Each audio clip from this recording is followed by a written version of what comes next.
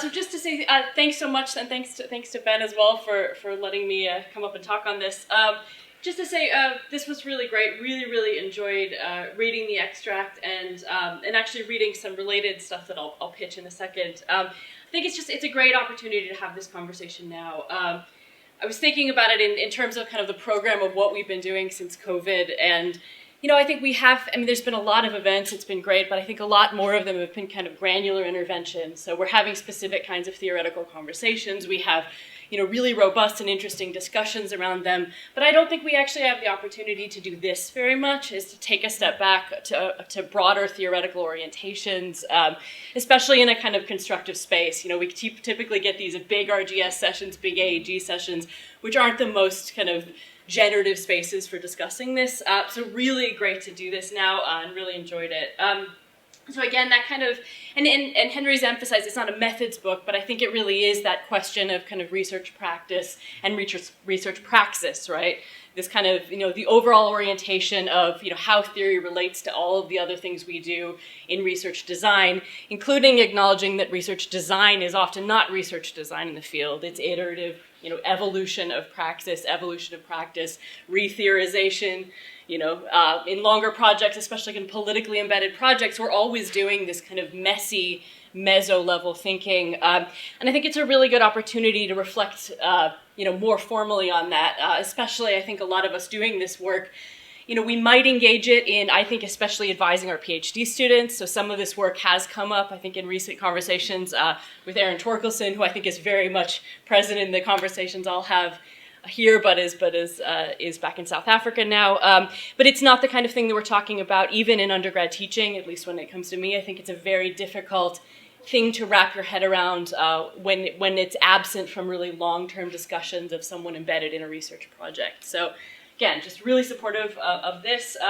So just what I'm responding to here, I would really welcome folks also looking besides the book. So Henry has recently made a contribution to a Dialogues in Human Geography piece with Jamie Peck and others on conjunctural analysis. And I think a ton of resonance here. And I think that it's something that, from Henry's comments, I think it's a line of approach rather, that I think he has a lot of congruence with, which I wasn't surprised to find after reading this. Some critiques as well, as we all do. But I think it's something that would really extend this. It's also helpful to have some kind of snippet points in discussion. It's one of the things dialogue does really well. So I would say I think there's a lot of echoes there. It's something that I engage a lot in my work, but it's something that I don't engage explicitly. And it's something that came up a lot in that dialogues discussion this is a kind of thing that a lot of folks, I think, practically do. They tacitly do. It is not something, again, that we set forward explicitly in our work, especially in kind of longer term situated research projects where half of the work of a project is not in the publications we produce. Some of it is in policy documents, some of it is the way we engage with collaborators, especially kind of justice movement collaborators perhaps on some of these questions. And so it is a broader scholarly orientation rather than something that's very codified. And so I think this book is doing a lot of really interesting work towards that. The dialogues pieces as well. I think Ben and Anna and others have talked about this. Maybe we're going to see more pieces out on this soon, which I think would be really helpful. But I think, so again, making it more explicit, really useful. And I think that there is this, trying to get your head around a messy set of orientations really is difficult, especially when we're talking about, this is something that is averse to totalizing explanations. It does not build models. We are situated in place. We are iterative. We are messy. How do you talk about that in a way that you're training anybody else to do this? Or you're just throwing people into the field and say, well, you'll figure it out. You've read Doreen Massey, you've read Stuart Hall, you've read this book now. You'll work it out in, 5, 6, 7, 8, 9 years. Maybe you can call yourself this kind of scholar. That's not actually very helpful, and it's not a way to actually build scholars working in these traditions. And it's very closed off as a practice in certain ways too. Do you know if you're doing it correctly? Very difficult to know anyway. But so again, I think really useful. I think the second key point here. This is something that I think is a really important conversation to have right now. And I would say, in all of these moments and all of these kind of statements, it's really important, again, to get situated. I think in the specific Anglo-American conversation, very politically useful to have this conversation right now, and I do think that has traction across other contexts. Very hard to talk about that authoritatively. And I think it's just because of, reflecting on the political moment where we are right now. I look at a lot of my heroes in this kind of thinking, and it is people like Stuart Hall, it is people like Doreen Massey, speaking from a certain moment. I think we're in another moment when things are opening up. So the question of, how do you actually engage as a geographer? In the US context, at least, we have different answers to those questions than we did before, especially, again, with political polarization.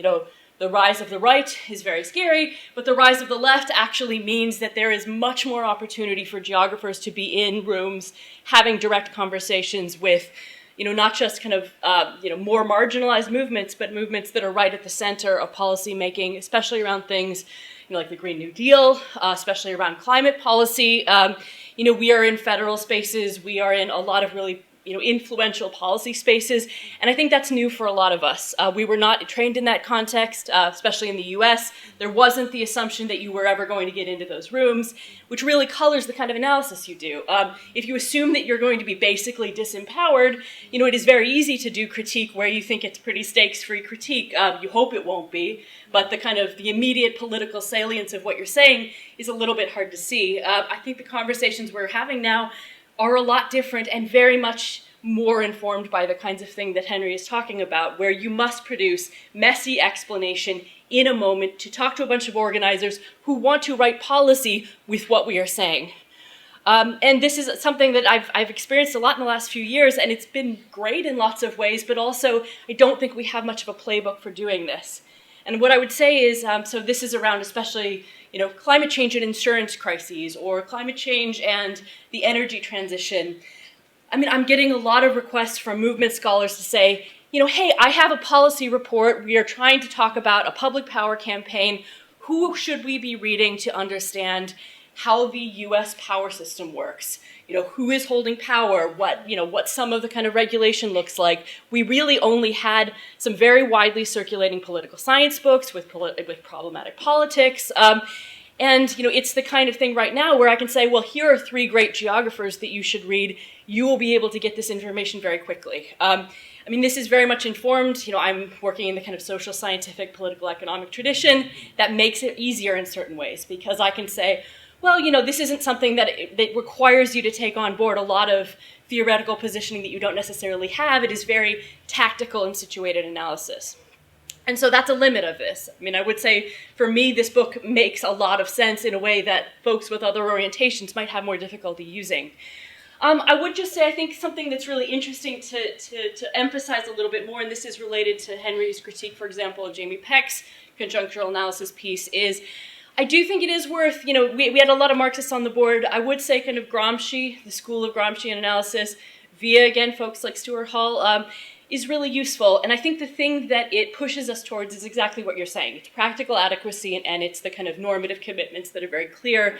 And I think the way that I usually think about this is it's situated tactical and strategic analysis. It is not analysis, forever. It is messy analysis, very much, prepared in relation to a specific political moment to achieve a certain kind of political objective.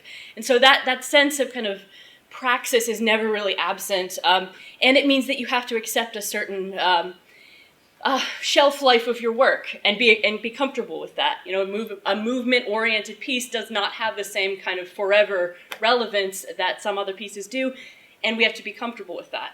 Even though we can find the kind of the pain in that when we're trying to find Stuart Hall pieces to assign to our students that are the kind of much more easily transferable knowledge, for example.